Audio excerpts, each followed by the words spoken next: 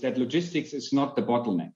Where the bottleneck is that, of course, manufacturers and countries work very close together and decide eventually where the distribution goes to.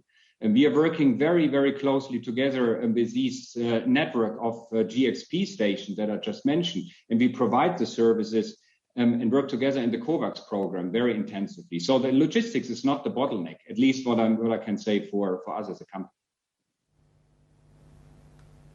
Logistics is not the bottleneck. When you consider that we've had almost 2 years living with COVID, Jens, to try and get this right and get it into the arms of the people who need it most, there are still so many countries out there in the developing world, Papua New Guinea, just here north of Australia, even parts of Asia, like, Thailand, the Philippines. Still, a lot of people have not been able to get their vaccines.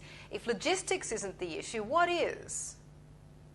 The decision of where to distribute vaccines are coming from the countries in combination with the manufacturers. So, but you're also saying that there is, of course, logistics challenges. And with our investments that we have made, what I mentioned before, for example, with the company of Quickstart, is that we are working with them together and the manufacturing to provide also logistics infrastructure where it's well needed.